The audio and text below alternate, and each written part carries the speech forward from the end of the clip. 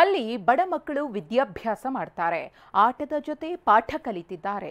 ಆದರೆ ಆ ವಿದ್ಯಾಮಂದಿರದ ಸ್ಥಿತಿ ತೀರಾ ಹದಗೆಟ್ಟಿದೆ. ಮತ್ತೊಂದು ಕಡೆ ಸಸ್ಯಕಾಶಿಯಲ್ಲಿ ನೀರಿನ ಕೊರತೆ ಎದ್ದು ಕಾಣ್ತಿದೆ.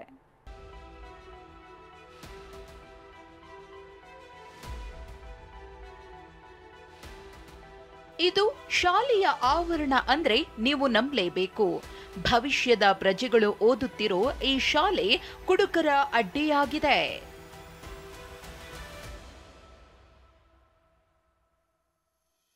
ಅನೈತಿಕ ಚಟುವಟಿಕೆ ಅಡ್ಡೆಯಾದ ಸರ್ಕಾರಿ ಶಾಲೆ. ಒಡೆದಿರೋ ಹೆಂಚು, ಮುರಿದಿರೋ ವಸ್ತುಗಳು, ಎಲ್ಲೆಂದರಲ್ಲಿ ಬಿದ್ದಿರುವ ಮದ್ಯದ ಪಾಕೆಟ್ಗಳು. ಇದು ಪೀಣ್ಯದ ಬಳಿಯ ಸಿದ್ಧಾರ್ಥ ನಗರದ ಸರ್ಕಾರಿ ಶಾಲೆ ದುಸ್ಥಿತಿ. ಶಾಲೆಯಲ್ಲಿ ಕುಡಿಯೋಕೆ ನೀರಿಲ್ಲ, ಸೂಕ್ತ ಶೌಚಾಲಯವಿಲ್ಲ.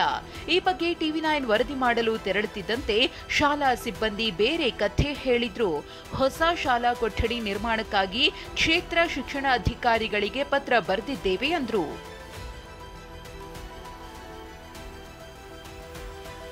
ಶಾಲಾ ಪಕ್ಕದಲ್ಲಿ ಬಿಬಿಎಂಪಿ ಉದ್ಯಾನವನವಿದೆ. ಲಕ್ಷಾಂತರ ರೂಪಾಯಿ ಖರ್ಚು ಮಾಡಿ ಅಳವಡಿಸಿರುವ ಆಟದ ವಸ್ತುಗಳು ಹಾಳಾಗಿವೆ. ಬಿಬಿಎಂಪಿ ನಿರ್ಲಕ್ಷ್ಯಕ್ಕೆ ಉದ್ಯಾನವನ ಹಾಳಾಗ್ತಿದೆ. ಆ ಸರ್ಕಾರಿ ಶಾಲೆ ಆವರಣದಲ್ಲಿರ್ತಕ್ಕಂಥ ಮಕ್ಕಳು ಆಡ್ತಕ್ಕಂಥ ಪ್ಲೇ ಎಕ್ವಿಪ್ಮೆಂಟ್ಸ್ ಸಂಪೂರ್ಣ ಕೆಟ್ಟೋಗಿದೆ. ಅದೇ ಪ್ಲೇ ಎಕ್ವಿಪ್ಮೆಂಟ್ಸಲ್ಲಿ ಮಕ್ಕಳು ಆಟ ಆಡ್ತಾರೆ.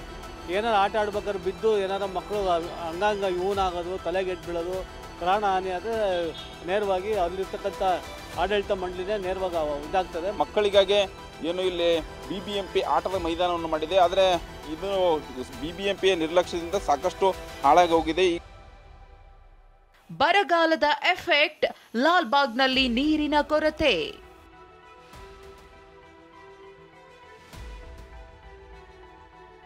ಸಸ್ಯಕಾಶಿ ಲಾಲ್ಬಾಗ್ನಲ್ಲೂ ನೀರಿನ ಕೊರತೆ ಆತಂಕ ಎದುರಾಗಿದೆ.